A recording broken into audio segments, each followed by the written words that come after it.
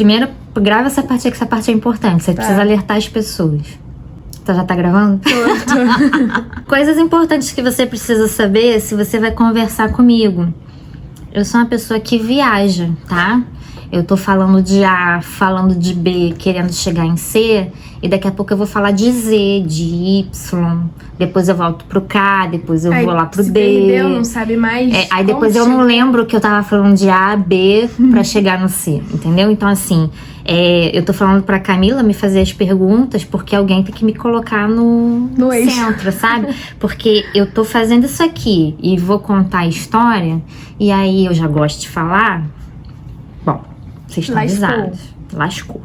Crochete fala. Crochetox. Ação. Craquete 1. Vamos lá. Qual foi sua primeira interação com o crochê? Como que ele apareceu na sua vida?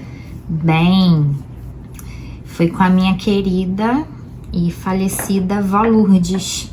A avó Lourdes era minha avó paterna, né? Ela, quando eu era criança, morava na minha casa, na casa dos meus pais. E minha avó era uma crocheteira de mão cheia.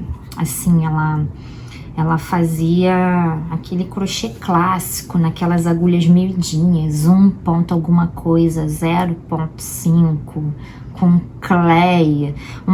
Ela tinha um fio que era tipo quase uma linha de costura, de tão fininho, enfim. Aquele trabalho mega elaborado de crochê que nada se parece com o crochê que é mais praticado hoje em dia, né? São poucas as pessoas hoje em dia que se dedicam aos fios fininhos, né? Mas antigamente era só esse tipo de fio que tinha no mercado. E minha avó, coitada, ela quase não tinha tempo de fazer crochê. E aí, quando ela tinha tempo, tinha uma criança, vulgo eu, enchendo o saco dela. Né? Tipo, vá isso, vá aquilo. Aí um belo dia eu vi ela fazendo crochê. Aí eu vou ter que florear com algumas coisas que eu não lembro muito bem, porque eu tinha apenas 6 anos.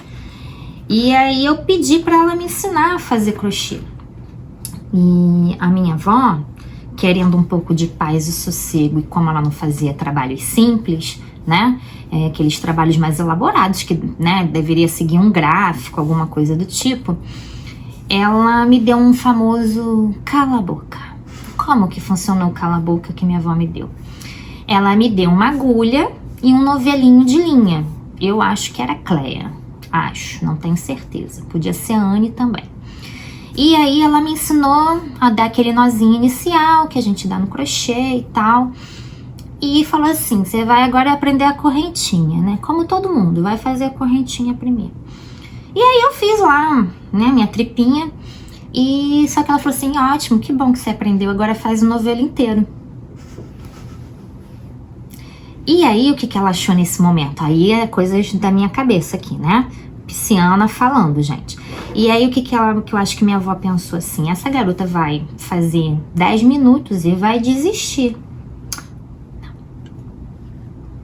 Eu fiz o novelo inteiro de correntinha. E aí, né, minha filha, ficou aquele negócio lá. E aí eu falei, tá, vó, aqui, acabei o novelo de correntinha, fiz tudo. E agora, eu faço o quê? Aí ela foi nesse esquema me ensinando ponto baixo, ponto alto, meio ponto alto duplo. Enfim, as variações mais básicas, né, de pontos. Mas ela só me ensinou isso, né? Ela só me ensinou os pontos básicos, mas eu repeti tanto, que é que nem andar de bicicleta, não vai sair da minha cabeça, entendeu? Eu acho que se eu perder, por algum momento perder a memória, a minha mão vai lembrar do crochê, sabe? Sozinha. Se você botar uma agulha, uma linha na minha mão, eu posso não saber fazer uma peça, mas eu vou conseguir fazer crochê, tá? Fazer os pontos. E assim, segui na minha vida. Eu sempre tinha uma agulha, uma linha, alguma coisa assim, e vira e mexe eu pegava e ficava lá fazendo pontinho, mas peça que é bom? Nada. E aí eu precisei de alguns anos, né, pra voltar a fazer a minha primeira peça de crochê. Eu acho que eu tinha uns 12 anos, tá? Então, ou seja, 6 anos só fazendo ponto baixo, ponto alto, enfim, pontos básicos, né? E aí eu comecei a fazer, nesse outro momento, minha prima Luciana, que já é por parte de mãe, uma outra crocheteira de mão cheia, mulher fera, ela foi e me ensinou a fazer algumas coisinhas de crochê, tipo barradinho de pano de prato, xuxinha de cabelo. Ela me ensinou alguma outra peça que eu acho que era um porta-moeda, coisas pequenas, mas também com linha fina. E aí eu já achei mais interessante, porque, pô, eu fiz uma peça, né? Podia não ser, ó, a peça de crochê, mas, pô, eu fiz, né? É aquela alegria de quem vem aprender aqui quando sai com a peça pronta. Pô, saí, tô vendo o negócio aqui, né? Uma utilidade para isso. Mas, enfim, nunca levei o crochê a sério. Quando eu tinha 15 anos, meus pais eram divorciados, e aí a minha mochila arrebentou, né, no final do ano. E aí nas férias de verão, né, no final do ano, começo do ano, eu liguei pro meu pai e falei assim: pai, minha mochila arrebentou, preciso de uma mochila nova. Aí meu pai nessa época estava nas vacas magras e falou: olha, minha filha, sinto muito, agora eu não tenho dinheiro, quando eu puder eu compro pra você.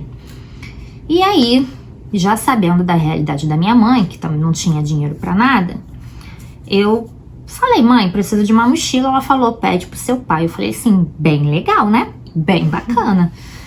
E aí, um dia eu passando lá, nessa época eu morava em Bangu, que é um bairro aqui na zona oeste do Rio de Janeiro, passando por uma loja que tinha no centro do bairro e tal, eu passei na parte de linha, e eu nunca passava naquela parte da loja.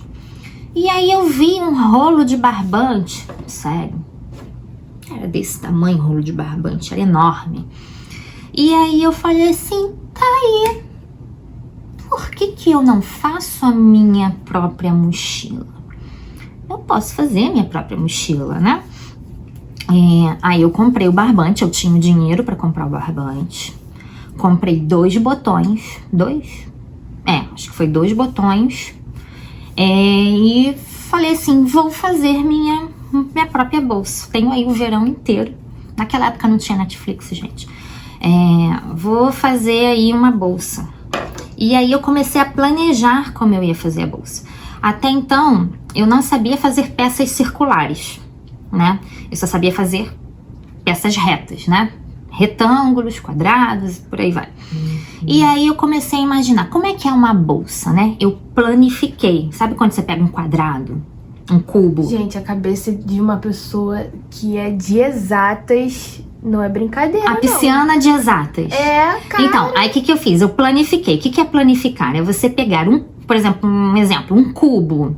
Se você pegar um cubo e você planificá-lo, você vai ver que ele tem 6 lados.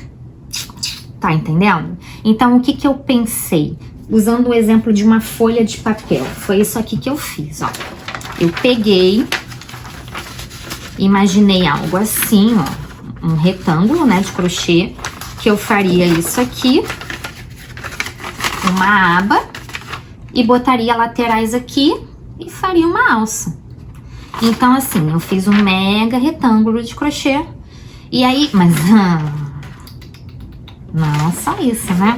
Eu peguei e eu não queria fazer só ponto alto ou só ponto baixo. Eu queria fazer um ponto. E aí eu lembro que tinha uma senhorinha que morava perto de mim que fazia muito crochê. E aí eu cheguei nela e falei assim: oi, dona, não me pergunte o nome, esqueci. Preciso aqui fazer uma bolsa e tal, não sei o que. Ela começou a falar milhões de coisas. Eu falei assim: não. Eu só quero um ponto bonitinho, rápido e que cresce. Aí ela me ensinou o ponto alto cruzado. Um dia eu mostro ele pra vocês aqui. E aí eu falei: tá aí, gostei. E aí o que eu fiz? Eu fiz assim, né? Eu fiz uma amostrinha. Pensa só, a pessoa fez a amostra, hein? Nem sabia o que era amostra, eu fiz uma amostra para saber quantos pontos eu precisava para a largura da bolsa que eu queria. Peguei um livro meu da escola, um caderno, medi, né? Porque eu carregava muito e os livros eram assim, ó. Então, assim, foi uma mega bolsa. Foi uma pasta tipo carteiro, sabe? Estilo carteiro. E aí eu peguei, planejei minha peça E aí eu fiz, ela tinha 2 laterais de pontos altos e o meio era ponto cruzado. Só pra dar um design. E aí, beleza. Eu acho que eu fiquei uns 2 meses fazendo a bolsa. Teve uma hora que eu pensei que eu não fosse terminar não, que eu fosse carregar as coisas na mão.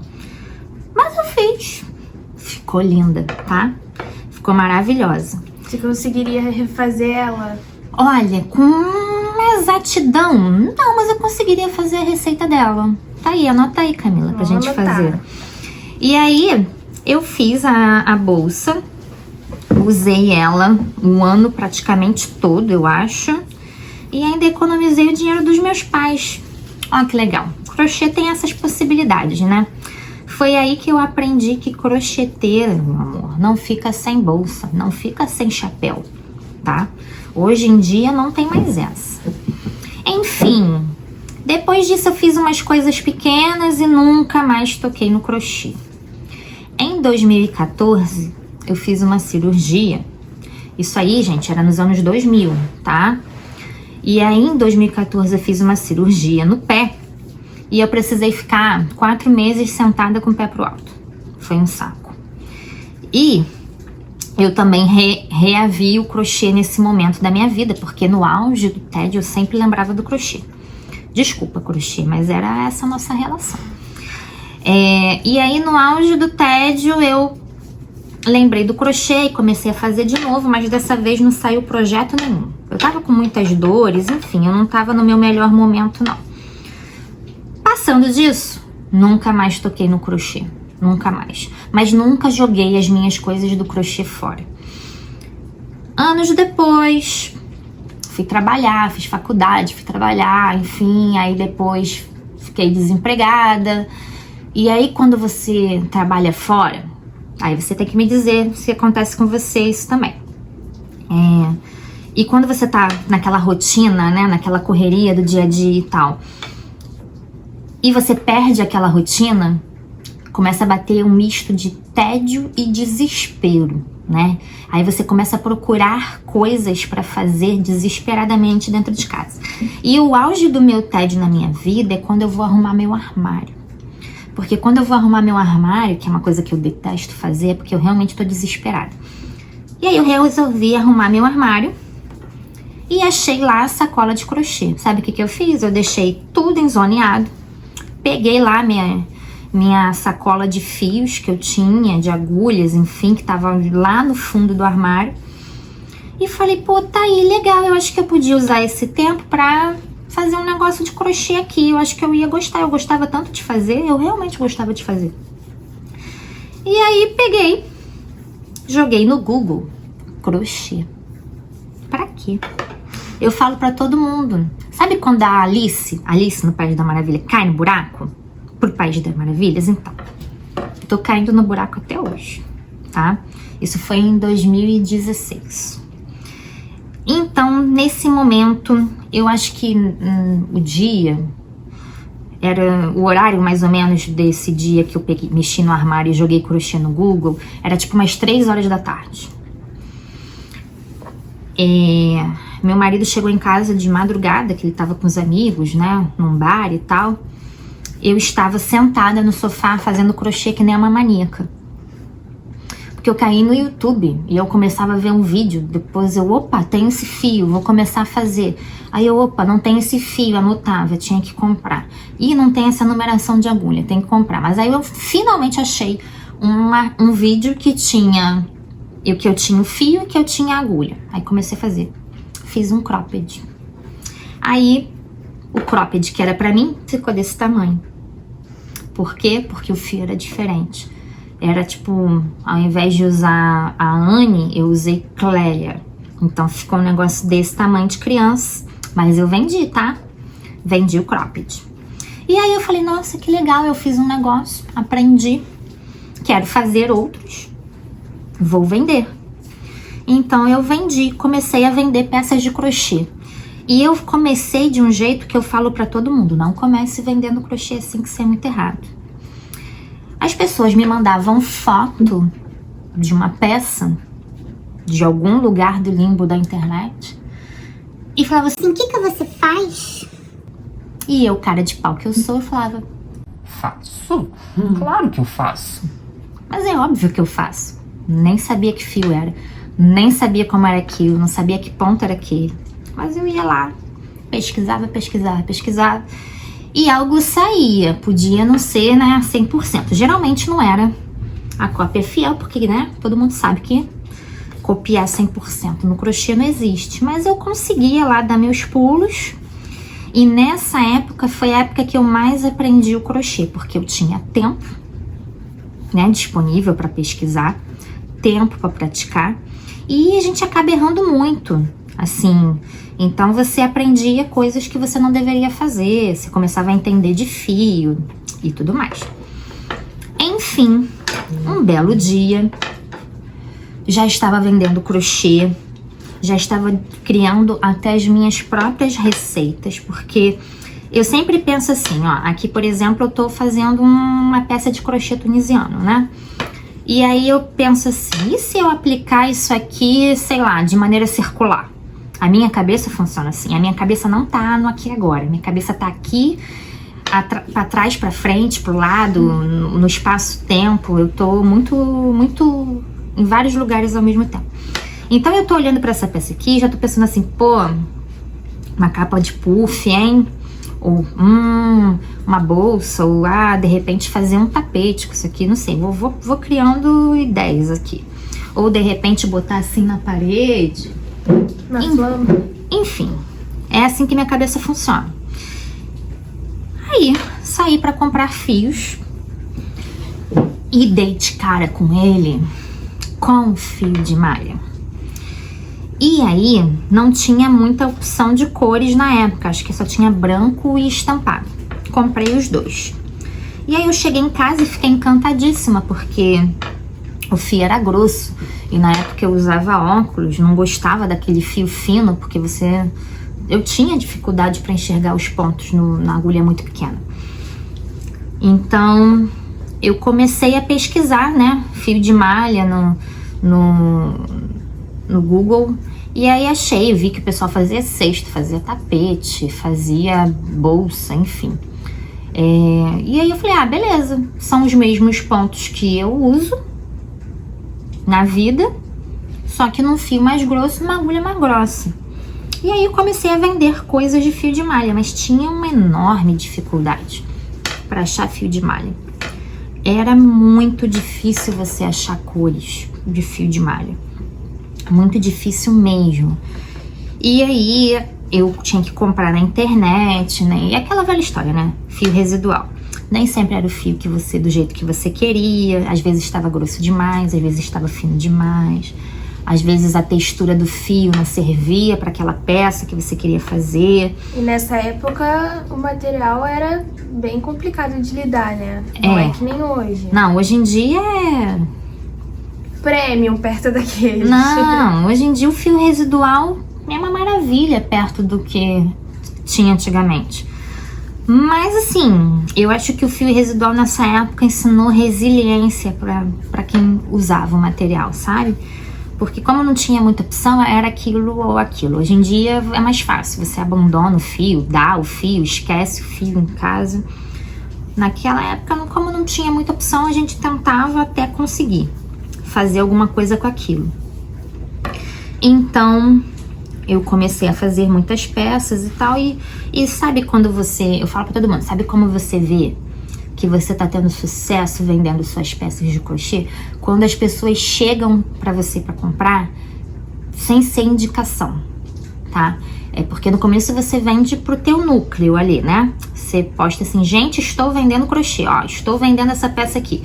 Aí você vai pegar, você vai vender para um parente, para um amigo próximo, para um colega de trabalho, para um vizinho, mas pessoas que estão ali no seu círculo social, digamos assim, né? No círculo mais próximo. E aí, esse círculo ele vai expandindo.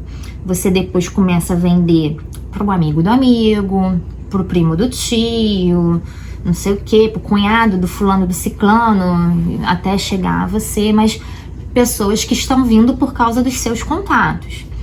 E aí começou a vir pessoas sem essa ponte Então, quando você começa a vender pra gente desconhecida, aí você tá fazendo o caminho certo.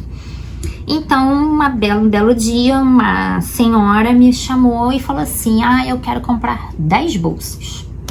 Pô, 10 bolsas. Muito bom, né? É uma venda, assim, que vai impactar no seu mês. Não tem como dizer que não vai impactar no seu mês. Só que ela falou uma coisa que me quebrou, assim, quebrou as minhas pernas. Eu quero uma de cada cor. Qual cor? Não me importa. Só quero 10 bolsas, cores diferentes. Não podia repetir a cor da bolsa, tá entendendo? Ela queria 10 cores diferentes. E aí, achar aqui no Rio de Janeiro 10 cores de fios diferentes, olha, não tinha. Não tinha. Você achava no máximo 2, 3, entendeu? E aí, comecei a procurar online. Não conseguia achar 10 cores. Quando eu conseguia, o frete era salgado, ruim mesmo. Porque vem de outro estado, né? Porque vinha de outro estado, principalmente de São Paulo.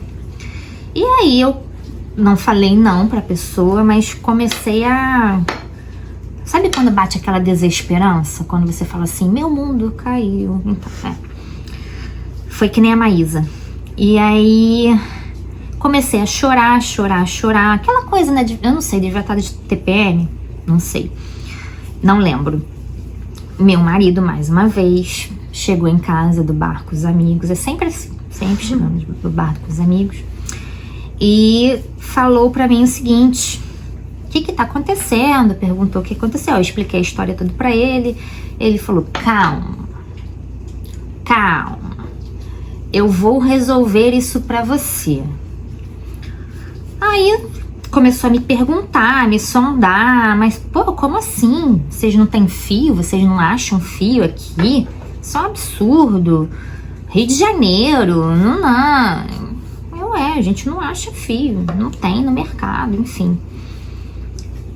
Fomos dormir. No dia seguinte de manhã, ele estava no trabalho e me liga.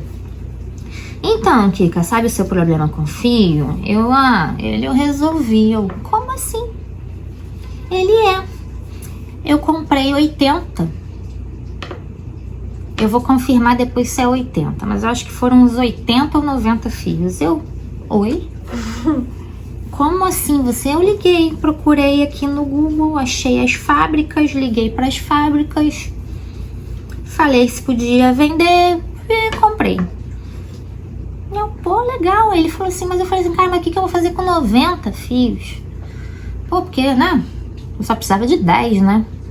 Uns 15, 20, né? Mas 90? Né? E eu morava num apartamento quarto-sala. Não tinha nem onde jogar esses 20 fios. Mas enfim, ele falou, olha, eu acho que você vai ter que vender. Porque, né, ficar com esses fios todos aí parados também nem deve ser legal. Então tá bom, né, vamos vender fio. E foi assim que surgiu a Fia do Fio, minha gente. Eu nem sabia onde eu estava me metendo. Não foi uma linha ascendente, tá? Teve vários erros, vários tropeços, várias coisas que eu fiz que eu falei assim, gente, como que eu fazia isso? Eu, esse ser pequeno que sou, magra do jeito que sou, eu lembro a primeira vez que eu saí pra fazer uma entrega de fio, porque assim, é que nem fofoca, né? Tipo, toma uma proporção, e aí eu tava vendendo pra uma galera, do nada, do além. E aí eu ia fazer entregas com carrinho de feira, com uns 20 quilos de fio, né? Porque cada rolo de fio residual, era fio residual na época. Cada rolo de fio residual, pega um fio residual aí, Camila, pra gente mostrar aqui no vídeo. Cada rolo de fio residual é esse pequeno bebê, que pesa 1 quilo. Então eu saía com aproximadamente uns 20 desses para entregar nas estações de metrô. Eu não moro perto de uma estação de metrô, mas como eu carregava, subia e descia de escada de ônibus ônibus do condomínio, subir escada de metrô com 20 quilos de fio, não me pergunte. Muita força de vontade.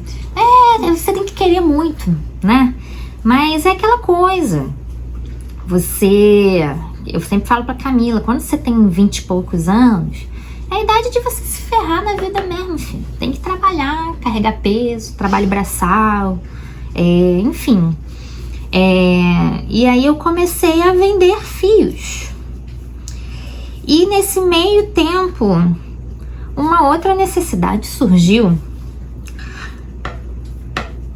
Tá, temos fios, não muita variedade, naquela época não tinha muita variedade, mas não temos agulhas, nem aquelas de metal, tá? Tinha direito na época, você achava em qualquer lugar. Hoje em dia, gente, tá um parque de diversões, tá brincadeira de criança comparado ao que era antigamente. E aí, mais uma vez, meu marido falou assim: "Que, não tem agulha? Como que são essas agulhas?" E aí eu tinha em posse algumas agulhas de bambu, né? E falei assim, agulhas nesse estilo aqui, ou de metal. Aí ele, não tem? Pera aí que eu vou levar isso lá no meu marceneiro, que ele trabalhava com marcenaria na época, ele, né, tinha uma empresa que fazia serviços com marcenaria. E aí o rapaz lá da produção chegou e falou pra ele: "Olha, isso aqui dá pra fazer, mas vai precisar da máquina A, B, C, D, E, F, G." Acho que eram umas 5 a 6 máquinas. E aí o Gustavo, tá ok. E quanto que você vai me cobrar pra fazer isso? Aí tá ok. Aí o Gustavo, recebendo todas as informações, falou assim: "Tá bom, Kika, mas a gente tem que vender agulha primeiro." Mas assim, como que vai vender agulha se eu nem tenho uma agulha pronta? Eu nem sei como é que vai ser a nossa agulha. E nisso vocês já estavam pensando em vender em atacado? Porque assim, pensa comigo. O trabalho de vender uma agulha você tem que atender a pessoa. Aí fechou a venda, né? Tem todo o trabalho da venda. Aí você fechou a venda. Aí você tem que fazer a entrega ou enviar a agulha. Aí tem embalagem, não sei o que. Olha o tempo que isso te leva, te toma, né? E aí eu falei, nunca foi essa a minha intenção. Porque, caraca, o valor de uma agulha não é um valor muito alto. Ia ser um pingadinho, Ia ser muita coisa pingada, pouco volume, não queria. Então a gente teve a brilhante ideia de falar, vamos vender para os armarinhos. Vamos vender para os armarinhos. E aí eu bati no armarinho que tinha aqui perto, fui batendo nos armarinhos e vendi sem ter uma agulha pronta. Bem vida louca. Assim, não recomendo, tá, gente? Não façam isso em casa, porque é muito Deus te cuidando, hein? Olha, sério, a minha sorte é que eu não sou cardíaca. Tomara que eu não seja, nunca na minha vida, porque mas é aquela velha história que eu te falo, Camila, comece antes de estar pronta. Dessa entendeu? vez foi vida louca. Eu comecei literalmente antes de estar pronta. Eu não tinha nada. A única coisa certinha que a gente fez foi fazer CNPJ, sistema desde o início, escolher o nome e separar tudo, canal do YouTube, Instagram, Facebook, domínio do site. Isso a gente fez certinho, mas todo o resto foi totalmente fora de indicação. A gente não estávamos prontos, não sabíamos o que estávamos fazendo, mas é aquela velha história. Se você começa pequeno, você erra pequeno. Então, assim, qualquer prejuízo que você venha a ter não é algo definitivo na sua vida, algo que vai te arruinar, perder seus bens, sujar seu nome, acabar com a sua vida. Então, essa é a vantagem de você começar pequeno, porque você arrisca pequeno, né? Mas não é pra fraco, não. Tem que ter fígado, estômago e coração. Não é recomendável, mas começamos assim. E aí começamos a produzir. E sempre uma coisa vai levando a outra. E aí, nesse tempo, né, nesse inteirinho, eu vendia muito pelo WhatsApp, né? A maior parte das vendas era pelo WhatsApp. E o estoque, gente, eram 2 estantes dessa aqui que estão atrás de mim. E elas eram literalmente coladas na minha cama, no meu quarto. A minha casa era meu estoque. E durante muitos anos a gente seguiu assim. Eu não tô com... Eu marquei em algum papel que eu não sei onde tá nessa sala. Eu tinha feito um cronograma uma vez, falando assim, até o ano tal foi lá em casa, do ano não sei o que até o ano tal foi no estoque. Mas enfim, resumidamente, foi isso. Durante muito tempo o estoque era na minha casa. Eu atendia sozinha todo mundo, embalava tudo, fazia tudo. Era tudo pelo WhatsApp. Até que um belo dia eu resolvi alugar um espaço que era tipo um self-storage. É um self-storage, né?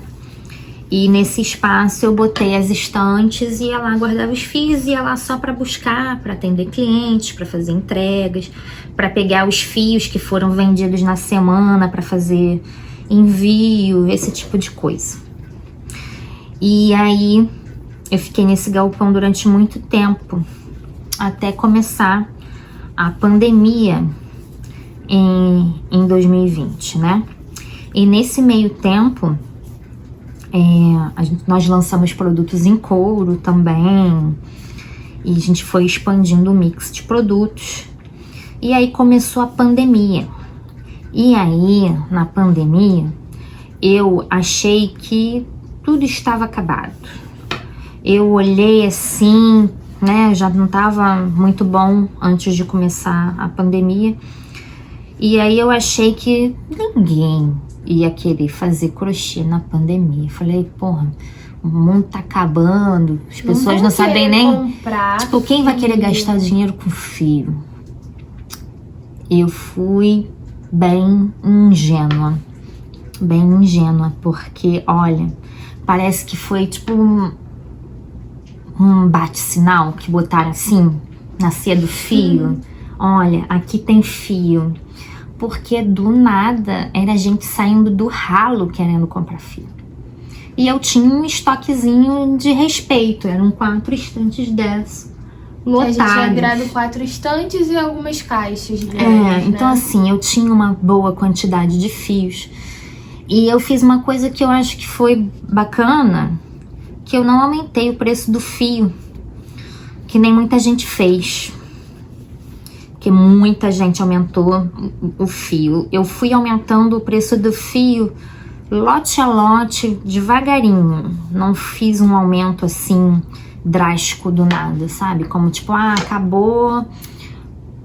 Que nem teve o lance do papel higiênico, lembra? Que acabou o papel higiênico. Muita procura. E aí o pessoal começou a colocar o preço lá nas alturas. Então, eu não fiz isso. Eu fui aumentando devagarinho. Porque o preço do fio, como estava em escassez, o fornecedor também ia aumentando, eu ia aumentando proporcionalmente, aumentando também a minha margem de lucro, né, gente? Porque, vamos combinar, temos que ganhar dinheiro, né? Se estamos trabalhando, temos que ganhar dinheiro. Então, a gente começou a vender muito fio, e eu não conseguia mais dar conta do recado. Era muito trabalho. Eu trabalhava enquanto eu estava acordada. Essa era a verdade. Não tinha horário para trabalhar. Até o corpo aguentar. Até o corpo aguentar. E aí a Camila surgiu nesse momento aí. Ela fazia umas coisas bem esporádicas para mim, às vezes, quando eu tava bem corrida, mas ela não trabalhava para ser do fio.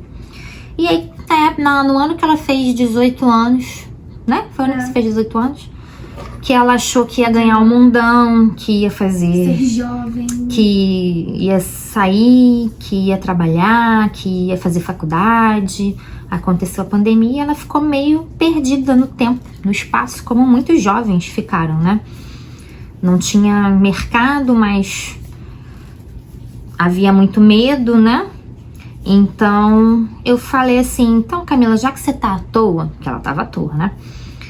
Aí, já que você está à toa, vem aqui pra casa, que aqui não tá faltando coisa pra se fazer.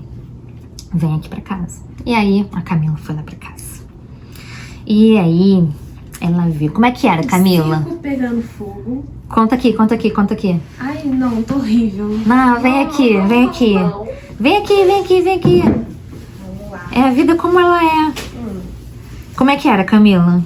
Cara, era uma loucura. Eu nunca tinha trabalhado assim nesse ritmo, porque eu fazia um monte de freela aleatório. Mas daquele jeito, uma loucura. Era insano. A gente andava muito, carregava muito peso, Falava com muita gente. falava com muita gente. Chegava uma hora que a bateria social acabava entre a gente, as duas ficavam quietinhas. Eu lembrava de comer de noite quase. Quando começava a dar fraqueza. Quando começava a tremer. E aí, né, Kika, chega uma hora que Não dá, né? Aí, não dá. em paralelo a isso, tivemos um agravante. Tivemos um agravante, que foi o quê? A China fechou a fronteira, né? Quem é o maior importador, né? Qual o país que traz mais produtos do meio artesanal para o Brasil? É só você procurar aí os seus produtos de crochê, tricô, enfim, e você vai ver tudo made in China, made in China, made in China. Aí os fios, alguns são da Turquia, alguns são da Índia, não sei o que, mas o que aconteceu? As fronteiras foram fechadas, as importações foram pausadas. Não tinha matéria-prima. E aí foi a hora da galera aqui do mercado nacional fazer acontecer. E paralelo a essa loucura de fio, começou a loucura de produtos, como alça de madeira, que nós fabricamos, agulha, que nós fabricamos, couros, que nós fabricamos. E não tinha Tudo nada disso no mercado. O nosso é tudo nacional, tudo produção artesanal. Então, assim, os pedidos dos clientes, que era, sei lá, 12 agulhas dessa, por numeração, né, um exemplo, era assim, 40, 100. Eram grandes pedidos. E, novamente, quem embalava isso? Quem embalava, quem contava, quem etiquetava. Quem lixava, quem passava cerinha para ainda tem isso. para finalizar acabamento, porque às vezes nem sempre o acabamento vinha 100%. Então quem fazia isso tudo éramos nós, né? E aí, um belo dia, porque eu sou a pessoa dos rompantes, tá? É que nem esse vídeo. Esse vídeo aqui nasceu de um rompante, né? Do nada. Do nada. Essas coisas extremamente planejadas não funcionam muito bem aqui. É a nossa vida louca, nós somos assim. A gente tem que entender as limitações, tentar melhorar. Mas a gente sabe que basicamente nós somos assim. Então, um belo dia, eu estava no Facebook, zapeando o Facebook, e vi um anúncio no Facebook que falava assim: traga a sua empresa para o centro metropolitano, 30 meses de carência. Eu, oi? Mas você está falando... Sabe aqueles comerciais do Cacete e Planeta? Ei, você! Aí a pessoa ficava interagindo com o comercial, então fui assim. Liguei para o corretor e falei: quero ver essa sala aí, não sei o quê. Liguei pro meu marido e falei: olha, estou indo ali ver uma sala comercial. Ele: você está louca? Eu estou muito louca, louquíssima, totalmente surtada, porque eu não conseguia dar um passo dentro da minha casa. Porque no apartamento quarto e sala, e olha que nem é um apartamento quarto e sala cubículo, tinha 3 adultos, 2 cachorros, milhões de fios, milhões de caixas, tralhas. Madeira. E a gente ainda fez uma obra lá em casa, né? A gente ainda fez uma obra. Olha que legal que nós éramos. Super no time. A gente só chama, né? Vem, caos, vem, se instala em mim, né? Enfim, vim conhecer aqui o prédio que estamos. Meu marido chegou, né? Porque ele viu que eu tava surtada. e falou o que essa louca vai fazer. Tem que supervisionar. Tem que controlar essa mulher que está enlouquecida. E vim aqui, ele veio comigo, me encontrou, que ele trabalha aqui perto. E aí ele falou, o corretor mostrou, explicou as condições, não sei o que. Então tá bom, vou te mandar a documentação necessária. Eu falei assim, tá bom, quero fechar. Só que uma coisa, as salas aqui, a maioria era no osso. O que é um imóvel no osso? Não tem elétrica, não tem, só tem contrapiso, não tem pintura na parede, era só gesso, não tem nada, nada. Só tem a saída do ar-condicionado e olha lá. Parede. Um vaso sanitário e é isso. E aí, o meu marido virou pra mim e falou assim, tá doida, tu quer alugar a sala, mas o que tu vai fazer aqui? Eu falei, vou botar qualquer piso, vou puxar uns fios e botar umas lâmpadas, mas em compensação vou tacar todas as estantes lá pra dentro.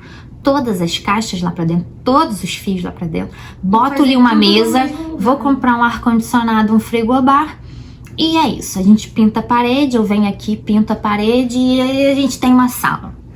Porque eu só queria um local... A estante vai tampar bem. Eu só queria um local que tivesse tudo junto, que eu pudesse sentar e trabalhar e tá tudo junto, e eu poder ver as coisas, sabe? Ver o que tem. Voltar pra casa e ter sua casa. E chegar em casa, ser só minha casa. Porque era muito ruim pra cabeça, você não descansava, sabe? Eu não sei como é que eu não tive um piripaque. Mas enfim, ele falou, você está louca. Eu não vou deixar você fazer isso. Eu falei, mas eu só tenho X de orçamento. É isso que meu orçamento dá pra fazer. Aí ele, mas eu não vou deixar você fazer isso. Se você vai fazer uma obra, se você vai pegar uma sala, você não quer receber as pessoas? Eu falei assim, olha, eu só tô pensando em trabalhar. Se eu vou receber as pessoas, eu não sei. Ele, não, mas, pô, ele trabalha numa, né, ele é sócio de uma loja de piso e revestimentos. Ele falou, Espaço do...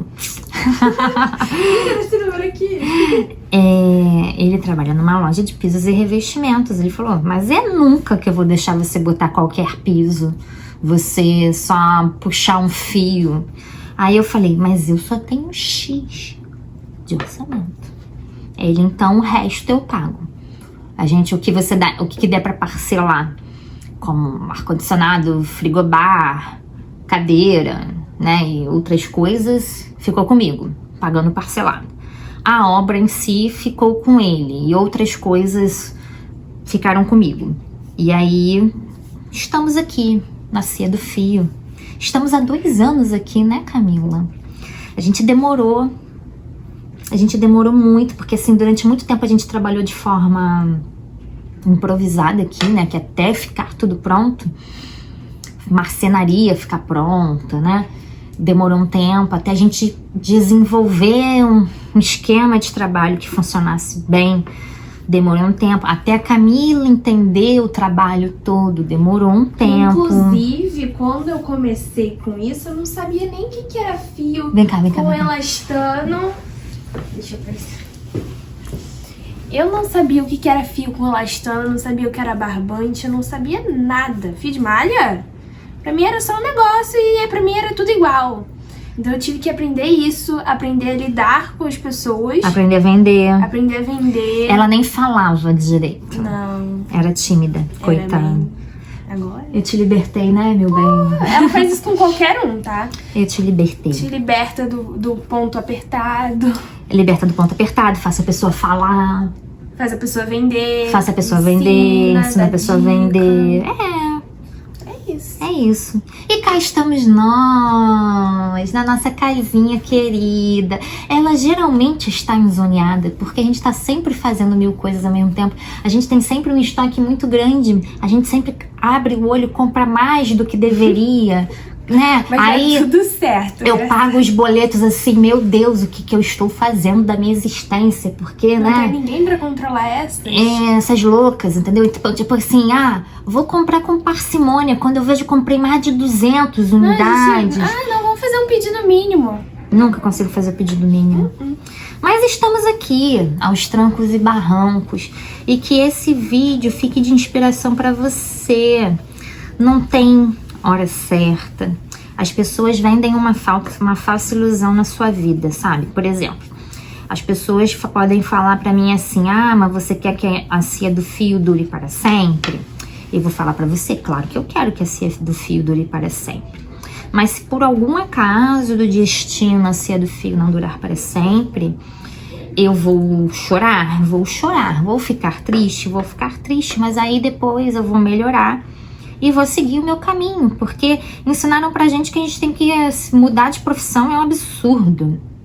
É uma Você coisa... tem que escolher uma coisa e seguir pro resto da vida, sabe? Você vai escolher uma coisa com, sei lá, 18 anos e você vai ter que seguir ela até a sua morte. Não. É mentira, tá bom? Sai dessa, que isso não é verdade. É sempre tempo de mudar. E o mundo é das pessoas que são corajosas, não das que são malucas, tá? São das pessoas que são corajosas, são das pessoas que fazem, são das pessoas que não são preguiçosas, tá? E são das pessoas que elas são arrojadas, né? Elas calculam lá um risco e tal, mas elas não deixam de se arriscar. Então, assim, sempre é tempo. Todo mundo, quer dizer, todo mundo não, né? A grande maioria começa pequeno, começa de algum lugar. Nem sempre o caminho que você determina no começo é o caminho que será seguido, né?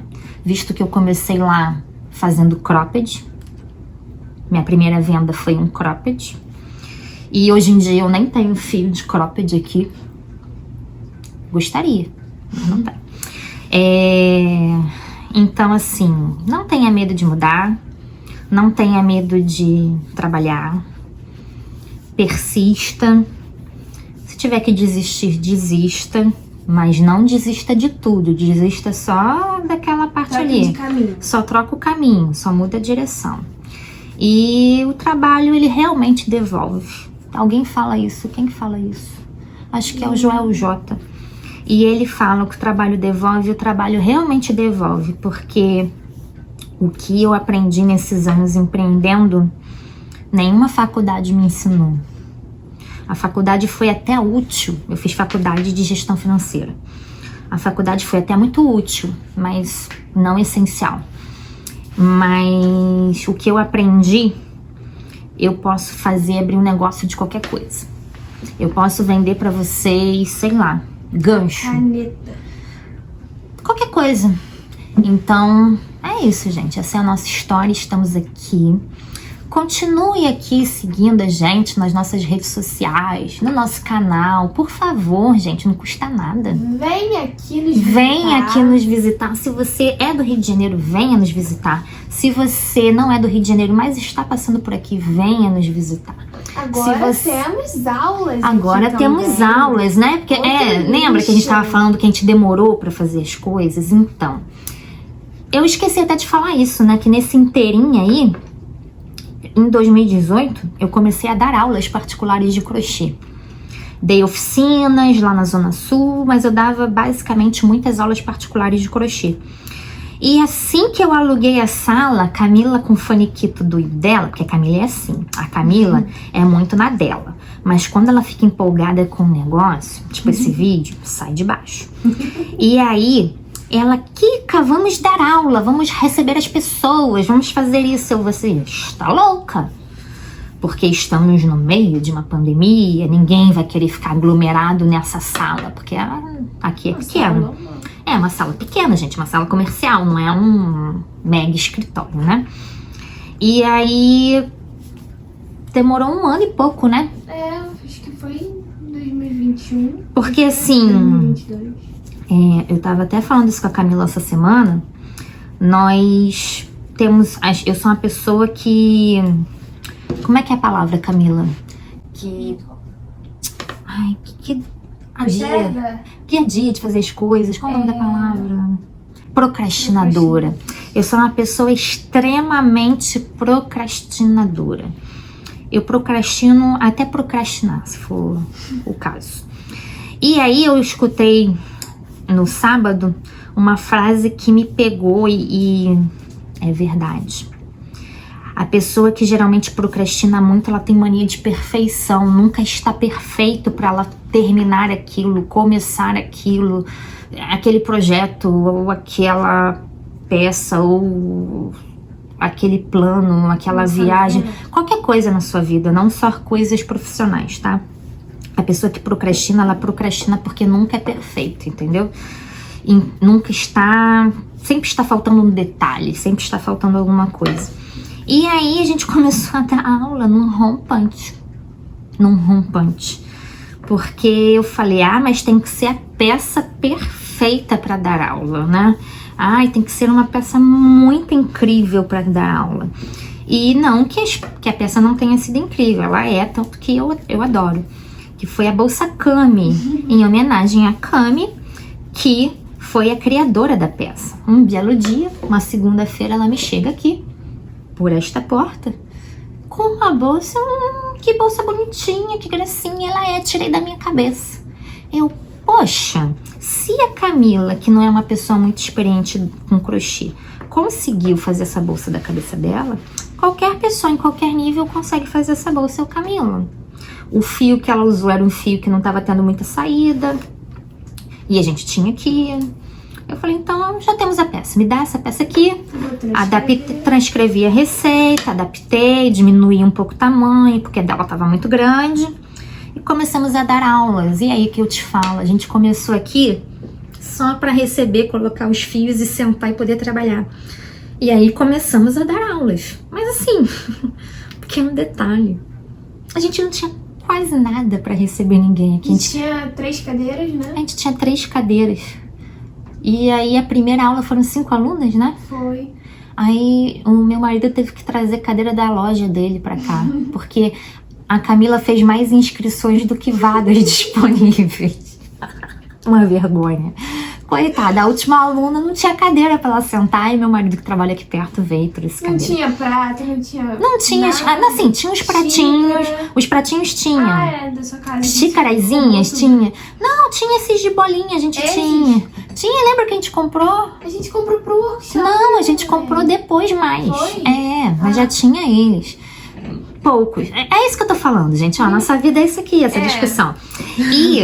E o que é legal é que a gente foi montando as coisas, entendeu? E aí foram aos poucos fazendo melhorias. E eu sou daquele tipo assim, tem que comprar aquilo, dá pra parcelar?